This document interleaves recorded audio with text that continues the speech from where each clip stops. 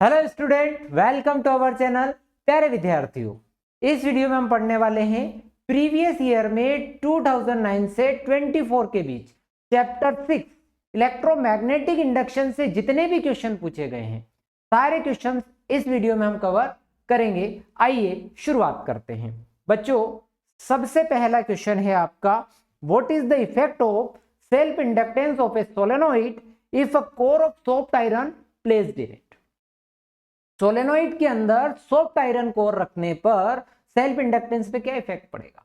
तो जब सोलेनोइड के अंदर आप सॉफ्ट आयरन कोर रखते हैं तो उससे उसका फ्लक्स क्या हो जाता है, इंक्रीज हो जाता है। और बच्चों, फ्लक्स इंक्रीज होने की वजह से सेल्फ इंडक्टेंस क्या हो जाएगा, बढ़ जाता है।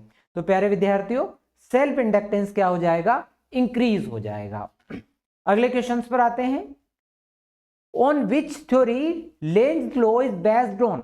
लेंज लॉ किस थ्योरी पर बेस्ड है प्यारे विद्यार्थियों? Lenz law is based on the conservation of energy. Lenz law जो है कंजर्वेशन ऑफ एनर्जी पर बेस्ड है। ये 2022 में पूछा गया था। नेक्स्ट क्वेश्चन है बच्चों आपका, the device convert mechanical energy into electrical energy. ये 16 में आया, 21 में आया। ऑप्शन है DC motor, AC dynamo, transformer और चोक कोइल। प्यारे विद्यार्थियों, जो डीसी मोटर है, डीसी मोटर जो है इलेक्ट्रिकल एनर्जी को मैकेनिकल एनर्जी में कन्वर्ट करती है। याद रखना, इलेक्ट्रिकल को मैकेनिकल में कन्वर्ट करती है। ठीक है, ये ठीक। तो डीसी मोटर इलेक्ट्रिकल एनर्जी को मैकेनिकल एनर्जी में कन्वर्ट करती है, जबकि एसी डायनामो मैकेनिकल एनर्जी को इलेक्ट्रिक एनर्जी में कन्वर्ट करता है। याद रखना, जो डायनामो है वो इलेक्ट्रोमैग्नेटिक इंडक्शन पर बेस्ड होता है। ये 2016 और 21 में आया हुआ ऑब्जेक्टिव है, मोस्ट इंपॉर्टेंट है। नेक्स्ट क्वेश्चन पर आते हैं। When current flowing in a electric circuit is charge an EMF is induced in the other circuit, this is called. ये कहना चाह रहा है कि किसी एक कोइल में आपने कि when current flowing in electric circuit is changed, भाई एक तरफ आपने इलेक्ट्रिक सर्किट में चेंज किया, ठीक, an EMF induced in other circuit, भाई आपने चेंज एक कोइल के अंदर किया। या मान के चले कि आपने इसमें करंट में चेंज किया, एक कोइल में चेंज किया और इसकी वजह से दूसरी कोइल में ईएमएफ इंड्यूस हो गया। इस फिनोमिना को क्या बोलते हैं? तो बच्चों, इस फिनोमिना को बोलते हैं म्यूचुअल इंडक्शन। क्या बोलेंगे? Mutual induction. ये 2021 की परीक्षा में आया है, स्पेशल एग्जाम जो हुआ था 21 में, उसके अंदर आया हुआ है। नेक्स्ट क्वेश्चन पर आते हैं। The self inductance of coil does not depend on it. प्यारे विद्यार्थियों, जब सेल्फ इंडक्टेंस के लिए सोलेनोइड के लिए जब हमने डेरिवेशन डिराइव किया था तो आया था mu naught N square A by. इस फॉर्मूले को ध्यान से देखो तो इसमें नंबर ऑफ टर्न आ रहा है, तो नंबर ऑफ टर्न भी डिपेंड करता है। एरिया, एरिया आ गया मीन्स रेडियस भी आएगी, pi R square, radius of coil भी आ रहा है। लेंथ, तो लेंथ ऑफ कोइल भी आ रहा है। इसके अंदर क्या मीन्स है बच्चों? तो करंट नहीं आ रहा है। तो आपका जो करेक्ट आंसर है प्यारे विद्यार्थियों, वो है करंट इन द कोइल। ये 2022 में आया हुआ क्वेश्चन है। नेक्स्ट क्वेश्चन पर आते हैं बच्चों। The direction of induce current can be obtained. Induce current की डायरेक्शन कैसे पता लगाते हैं? तो बच्चों, हम लेंज लॉ से डायरेक्शन पता लगाते हैं। ठीक, तो direction of induce current can be obtained, तो किससे? लेंज लॉ की हेल्प से निकाल सकते हैं। नेक्स्ट क्वेश्चन पर आते हैं। What is magnetic flux? Right its unit. जैसा आप इलेक्ट्रिक फ्लक्स में पढ़ते हैं कि किसी भी सरफेस से जितनी भी लाइंस पास हो जाती है उसे आप क्या बोलते थे?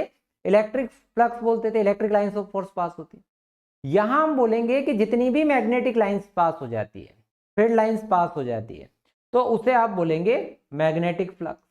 तो बच्चों, the total number of magnetic lines of force passing normally through any area in a magnetic field is called the magnetic flux. तो प्यारे विद्यार्थियों, हमारे पास मान के चले, हमारे पास एक सरफेस है। ये एक सरफेस अपन लोगों ने यहां पर ये एक सरफेस ले लिया। ठीक है। अब इस सरफेस से बच्चों, इस सरफेस का ये हो गया बेटा एरिया वेक्टर, जिसको हम लोग लिख लेते हैं डी, और यहां से थीटा एंगल पर मान लो फील्ड लाइन पास हो रही है। ठीक, यानी कि ये जो फील्ड लाइंस अगर आपकी नॉर्मली पास होती हैं, यानी तो उस कंडीशन में आपका मैक्सिमम फ्लक्स होता है। तो फाई इज इक्वल्स टू, अगर मैं लिखूं तो इस बी के दो कंपोनेंट करेंगे तो क्या आएगा, बी कोस थीटा, तो B D A cos theta, B D A cos theta, या फिर इसको flux phi is equals to B into, अगर मैं बात कर रहा हूं कि जब मैक्सिमम लाइंस पास हो तो थीटा क्या हो जाना चाहिए, जीरो, और थीटा जीरो होने का मतलब है बेटा कि इसका एरिया वेक्टर के साथ मैग्नेटिक फील्ड लाइंस का एंगल 0 डिग्री है। एरिया वेक्टर के साथ मैग्नेटिक फील्ड लाइन का एंगल 0 डिग्री है। ठीक है, पैरेलल हो गई क्या, मैग्नेटिक फील्ड लाइंस, ठीक है, किसके, एरिया वेक्टर के साथ पैरेलल हो, इसका मतलब सरफेस के परपेंडिकुलर हो गई। तो यानी कि मैं ऐसा कह रहा हूं कि the total number of magnetic lines of force passing normally through any area of magnetic field, किसी भी एरिया से मैग्नेटिक फील्ड के अगर परपेंडिकुलर लाइन पास होती है तो magnetic field is called a magnetic flux linked with that area, it is represented by phi, phi is equal to B A cos theta. ठीक, normally की कंडीशन में देख रहे हैं तो आप बी ए भी लिख सकते हैं, ठीक है, एरिया लेकर। यूनिट भी पूछिए बेटा, तो मैग्नेटिक फील्ड की यूनिट आप चाहें तो टेस्ला यूज कर लें, टेस्ला और एरिया की मीटर स्क्वायर, तो टेस्ला मीटर स्क्वायर हो सकती है, और क्या हो सकती है तो बच्चों, अब मैग्नेटिक फील्ड के लिए एक यूनिट होती है newton, ampere inverse, metre inverse, ये मीटर स्क्वायर, तो बेटा ये हो जाएगा न्यूटन एम्पियर इनवर्स। ठीक, ये दो यूनिट इसकी हो सकती है, 2020 में आया। नेक्स्ट क्वेश्चन है आपका बच्चों, right the Faraday's law of electromagnetic induction, find on expression for induced EMF. बच्चों ये 2 में आया, 4 में आया, 7 में आया, 9 में आया, 10 में आया, 15 में आया, 20 में आया, 22 में आया। कितना इंपॉर्टेंट क्वेश्चन है। आप लोगों ने कुछ एक्सपेरिमेंट्स पढ़े इस चैप्टर, तो बच्चों फैराडे साहब ने कुछ एक्सपेरिमेंट किए, है ना, थोड़े से एक्सपेरिमेंट पर चर्चा कर लेते हैं ताकि उससे हमें फैराडे लॉ बहुत अच्छी तरह से समझ में आ जाए, ऐसे समझ में आ जाए कि हम एग्जाम में सीधे सीधे लिख पाए। नोट्स भी आपको मिलेंगे अभी।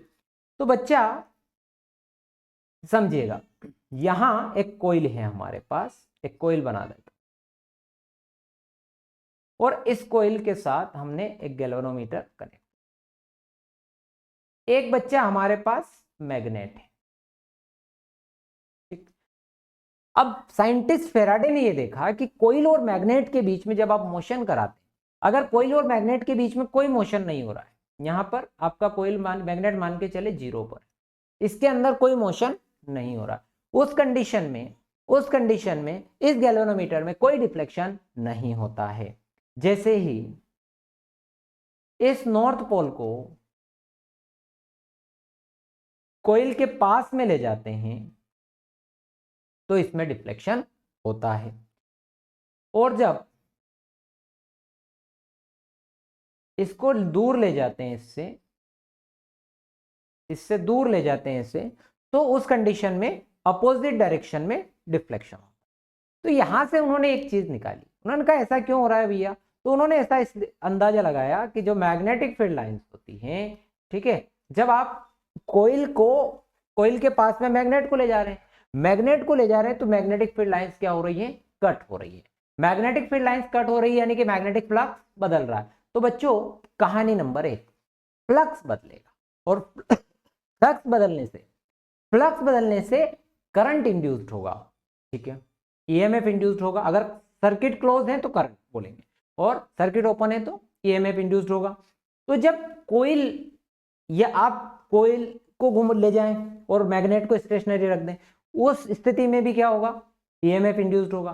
तो बच्चा यहां से हम सीखे कि जब कॉइल और मैग्नेट के बीच में मोशन होता है, तो ईएमएफ इंड्यूस्ड होता है, और जैसे ही आप इस मोशन को रोक देते हैं इस मोशन को आप बीच में यहां भी रोक दोगे, आपका जो ईएमएफ है वो जीरो हो जाएगा, करंट आपका जीरो हो जाएगा। तो यही फेराडे का, अपन इसको फर्स्ट लॉ के फॉर्म में भी बोल सकते हैं। दूसरे बात इसमें एक है कि ईएमएफ उतना ही इंड्यूस्ड होता है जितना फ्लक्स में चेंज होता है, और फ्लक्स में जितना चेंज होता है उसके जैसे जैसे फ्लक्स आपका इंक्रीज हो रहा है, फ्लक्स इंक्रीज होगा तो जो ईएमएफ इंड्यूस्ड हो रहा है वो ठीक उसके अपोजिट डायरेक्शन में होगा, और जैसे ही फ्लक्स आपका डिक्रीज होगा तो मेन करंट की डायरेक्शन में आपका करंट इंड्यूस्ड होगा। तो देखते हैं दोनों लॉ क्या हो रहे हैं। पहला लॉ हो गया कि whenever there is a change in magnetic flux, मैंने कहा था आपको मैग्नेटिक फ्लक्स में चेंज, और with a closed circuit an EMF is induced due to induced current begins to flow in the circuit. क्योंकि सर्किट हमने यहाँ क्या लिया, क्लोज सर्किट लिख दिया, क्लोज सर्किट लिख दिया तो फिर जो ईएमएफ है induced due to which induced current begins to flow in circuit. अब this occurs till there is change in the magnetic flux, जब मैग्नेट और कोयल के बीच में मोशन हो रहा है अभी तक फ्लक्स आपका चेंज होगा और करंट इंड्यूस्ड होगा, जैसे ही आपने रोक दिया करंट जीरो, सामान्य सी बात।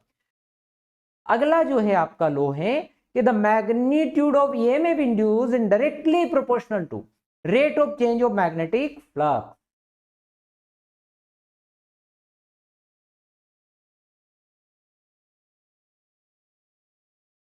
ठीक है, ये तो the magnitude of EMF induced is directly proportional to the rate of change of magnetic flux. अगर आप इतना भी लिख के आ जाते हैं रेट ऑफ मैग्नेटिक फ्लक्स तक भी तो आपका काम बन जाएगा। तो if the rate of change of magnetic flux remain uniform तो study EMF is induced.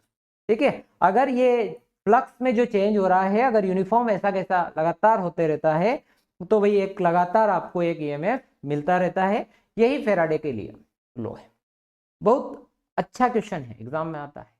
Flux एक लाइन याद रखो आप, सिंपल सी काम हो जाएगा आपका। फ्लक्स बदलेगा, फ्लक्स बदलेगा तो ईएमएफ प्रोड्यूस होगा, और ईएमएफ होगा और सर्किट अगर क्लोज्ड होगा ईएमएफ प्रोड्यूस होगा और सर्किट क्लोज्ड होगा तो करंट इंड्यूस्ड होगा, और जितना ज्यादा फ्लक्स बदलेगा उतना ज्यादा ईएमएफ इंड्यूस्ड। तो रेट ऑफ फ्लो जो आपकी चेंज जो है rate of change of magnetic flux is directly proportional to induced EMF. Next question, question है बेटा, derive an expression for induced EMF produced by charging the area of rectangular coil placed perpendicular to the magnetic field 2019 और 24 में पूछा गया। ठीक है, बहुत अच्छा क्वेश्चन है। ठीक, इसके लिए हम एक रेक्टेंगुलर कोइल कंसीडर करते हैं सबसे पहले तो एक रेक्टेंगुलर कोइल बना लेते हैं।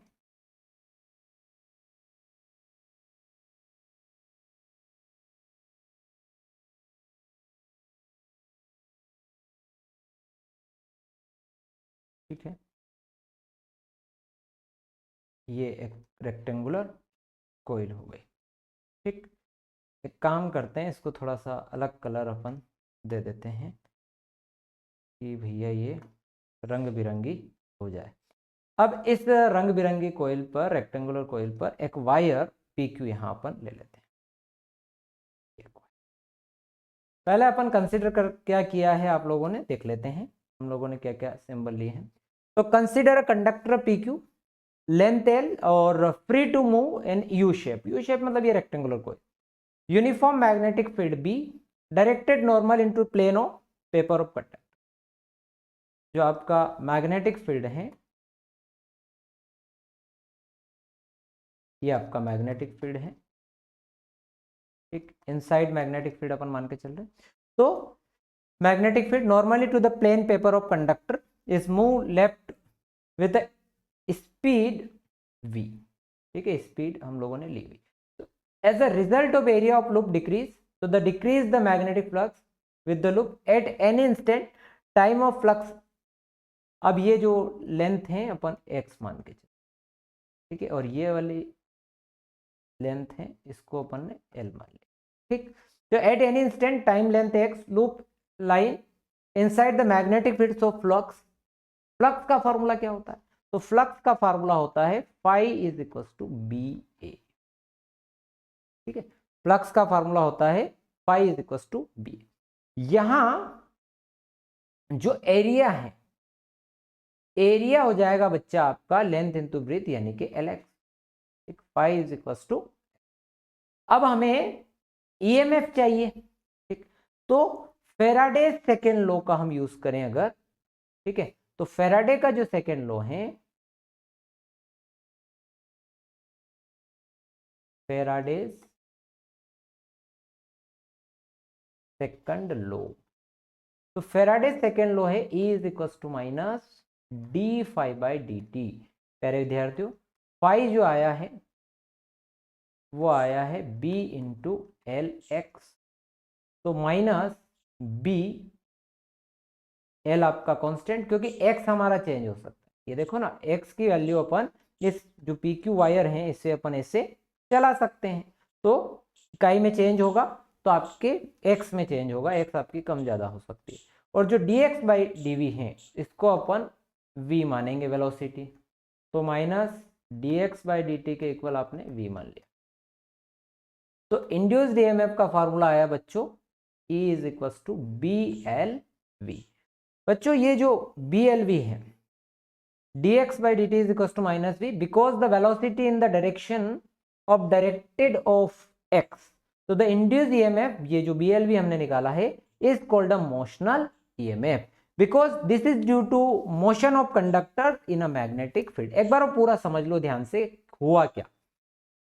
हमारे पास एक रेक्टेंगुलर कोइल है, उस रेक्टेंगल कोइल में एक वायर है PQ, उसको आप इस टाइप से स्लाइड करा सकते हैं। ठीक, और मैग्नेटिक फील्ड के वो परपेंडिकुलर रखा हुआ है प्लेन ऑफ पेपर में, और अब यहां आपको इस वायर को ऐसे चला सकते हैं। ऐसे चलाएंगे तो क्या बदलेगा, फ्लक्स बदलेगा। पहले हमने फ्लक्स निकाल लिया, फ्लक्स का formula phi is equal to B A होता है, एरिया का फार्मूला लेंथ इनटू ब्रेथ लगा के एलएक्स निकाल लिया, और इसका हमने फेराडे सेकेंड लॉ में वैल्यू पुट कर दी बी एल एक्स, तो बी और एल कांस्टेंट हो गया, dx बाई dt हो गया, dx बाई dt वेलोसिटी होता है तो फार्मूले में आ गया। ये आपका हो गया मोशनल ईएमएफ।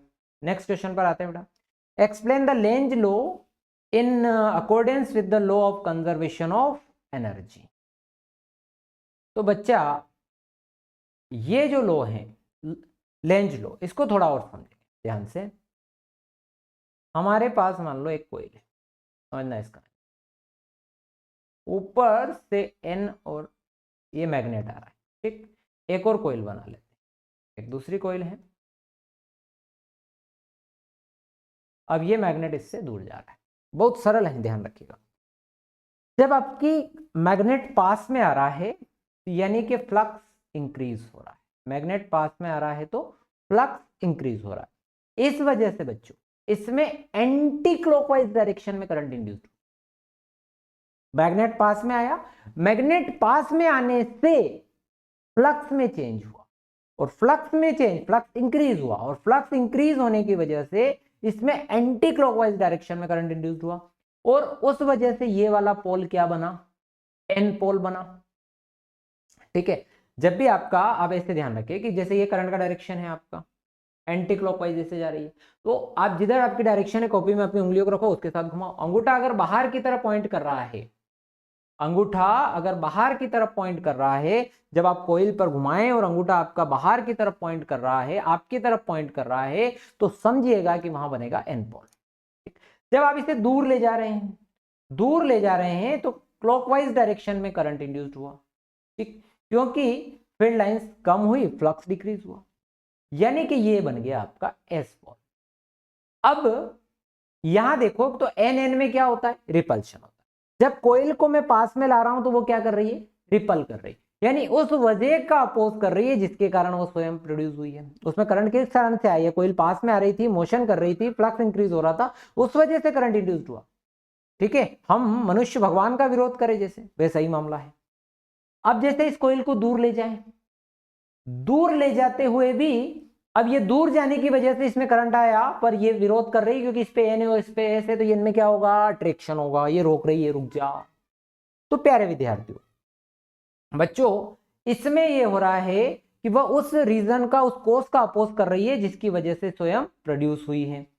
ये एक कहानी हो गई। लो हो गया। यानी लो ये बताता है कि इंड्यूस ईएमएफ की डायरेक्शन पता लगाई जाती है इस लो की वजह से, लेंज लो की वजह से। और दूसरी बात इसमें यह है कि लेंज लो की जो इंड्यूस ईएमएफ की डायरेक्शन बताता है और क्या बता रहा है, किस कारण से बता रहा है, तो उस रीजन का, उस कोस का अपोज करता है जिसकी वजह से स्वयं प्रोड्यूस हुआ है। दूसरा ये भी बताना था कि law of conservation of energy पर बेस्ड कैसे हैं। तो जब law of conservation of energy पर बेस्ड ऐसे हैं बच्चों कि ये जब कोयल पास में आ रही है तो वर्क हो रहा है, और यही वर्क जो है यहां पर जो मैकेनिकल वर्क हो रहा है, मैकेनिकल वर्क जो है आपका इलेक्ट्रिकल एनर्जी में कन्वर्ट हो रहा है। ठीक है, इसीलिए हम कहते हैं कि ये law of conservation of energy पर बेस्ड है। तो बच्चा ये हो गया। ठीक, when a magnet north pole is brought near the plane of coil, तो the magnetic pole induced in the plane is also north pole consuming a repulsive force। मैंने बताया n पास में आया तो उसका अपोज करेगा नॉर्थ पोल coil। ठीक है, और the work done is transformer into electrical energy causing a current induce the coil, but on moving the north pole of the magnet away from the coil, दूर जा रहा हो तो south pole develop होगा face of the coil and attract force develop in the face of the magnet. So work has to be done moving magnet away from the coil. This result in flow of induced current is reverse direction. Thus Lenz law is accordance with the law of conservation of energy। ये question आया था। ठीक, next, what is self inductance.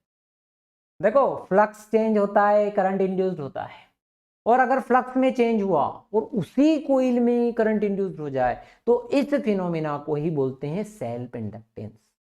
ठीक, तो बच्चा whenever there is a change in ohms current in a circuit or coil, so there is change in the ohms number of magnetic lines of force passing through the circuit of coil, so EMF is induced in the circuit or coil itself। this phenomena is called self inductance। इसकी unit होती है बच्चों Henry, इसकी unit है Henry. देखो बेटा 5 proportional to आई, इस formula इस तरीके से भी आप ध्यान रख सकते हैं।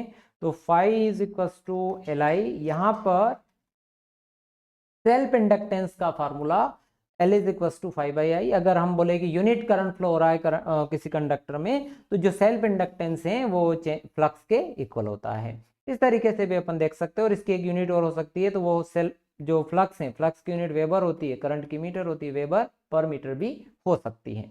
Next question, derive an expression for self inductance of current carrying solenoid 2013, 15, 16, 18, 23। Most important, बहुत बार आ गया। हमारे पास एक सोलेनॉइड है, तो consider a solenoid whose length is very large as compared to its radius। Uniform magnetic field induced within the atom at every point where a current I pass through it, तो the intensity of this induced magnetic field। Magnetic field देखो हमें क्या चाहिए, हमें क्या चाहिए, हमें चाहिए फ्लक्स। अभी सेल्फ इंडक्टेंस में फ्लक्स का formula L is equal to 5/I। अब हमें चाहिए phi is equal to B A cos theta, यानी कि अब हमें चाहिए बी मैग्नेटिक फील्ड। और सोलेनोइड की मैग्नेटिक फील्ड का फार्मूला हमें पता है, क्या है, B is equal to mu naught NI/L। यहां जो n है, ठीक है, नंबर ऑफ टर्न, ये capital N total number of turn, और जो स्मॉल l हम लिखते हैं इसमें यूज करेंगे। तो सोलेनोइड का फार्मूला वैसे हम लिखते थे कि B is equal to mu naught NI। तो वहां ये n क्या था, n जो है number of turn per unit length. ठीक, और हमें तो पूरे सोलेनोइड पर यूनिट लेंथ की अपन बात कर रहे हैं, तो पर यूनिट लेंथ पर NI/L। ठीक, अब बच्चा अब हमें निकालना है फ्लक्स। ठीक है, तो ये तो हो गया मैग्नेटिक फील्ड। अब हम देखेंगे फ्लक्स। तो the magnetic flux linked with the solenoid is phi is equal to formula हो जाएगा B into total effective area of solenoid. तो phi B into total effective area हो गया आपका NA।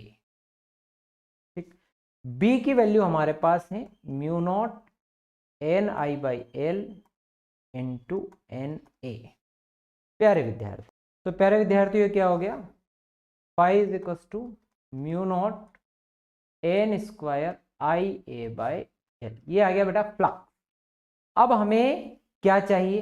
तो बच्चा हमें चाहिए सेल्फ इंडक्टेंस, और self inductance L is equal to phi by I.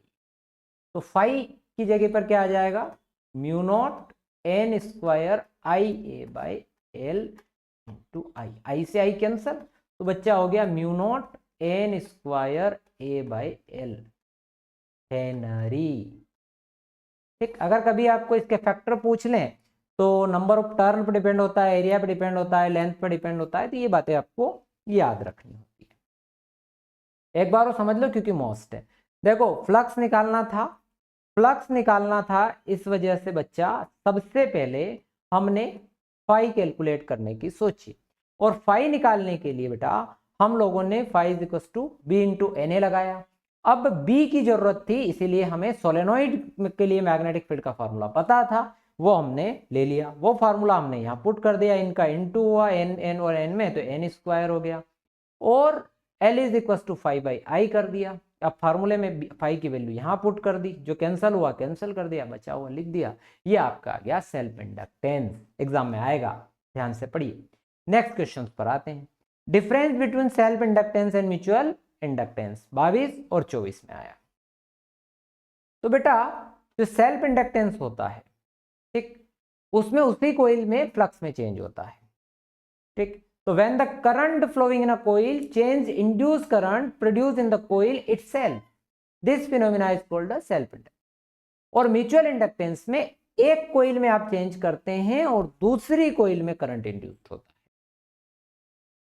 तो when the current flowing in the coil is changed, induced current is produced in the other coil kept in vicinity of the first coil, तो this phenomena is called a mutual inductance। प्यारे विद्यार्थियों, दूसरा point है कि जो self inductance है, the induced current is directly offered in the main current. देखो जब आपका फ्लक्स इंक्रीज होगा तो अपोजिट डायरेक्शन में करंट इंड्यूस्ड होगा, तो ठीक मेन करंट की डायरेक्शन में आएगा, मतलब कि वो मेन करंट को क्या करता है? अफेक्ट करता है। पर म्यूचुअल इंडक्शन में ऐसा नहीं होता है, तो the induced current does not affect the main current. Next है there is a single coil. इसमें एक कॉइल होती है, इसमें दो होती है, और क्या? इसमें देयर आर टू कोइल्स है ना इन इट। उसके बाद इसमें एक और पॉइंट ये बना सकते हैं, इसमें एक फिनोमिना और आप लोग पढ़ते हैं कि सेल्फ इंडक्टेंस में क्या होता है? बल्ब फ्यूज होने की संभावना होती है, बाकी इसमें ऐसी कोई फिनोमिना म्यूचुअल इंडक्शन में नहीं होता। तो बेटा ये था कि due to self inductance of sometimes the bulbs get fused when the switch is turned off। और इसमें हो जाएगा बेटा कि जो such condition does not arise in mutual induction. Mutual induction में ऐसी कोई कंडीशन होती नहीं है। प्यारे विद्यार्थियों, ये वो सारे क्वेश्चन हैं जो कि बोर्ड एग्जाम में पिछले सालों में इस चैप्टर से आए हुए हैं, और इस वीडियो में हमने उन सबको कवर कर लिया है। आप इन क्वेश्चंस को बार बार करिए, पिछले सालों वाले क्वेश्चन भी आप करके जाते हैं तो मुझे ये लगता है कि 70-75% आपका काम हो जाएगा। तो प्यारे विद्यार्थियों, यदि आपको वीडियो पसंद आया हो तो चैनल को सब्सक्राइब कर लो, और ऐसे ही वीडियो के लिए हमारे साथ बने रहें। थैंक यू वेरी मच, मिलते हैं नेक्स्ट वीडियो में।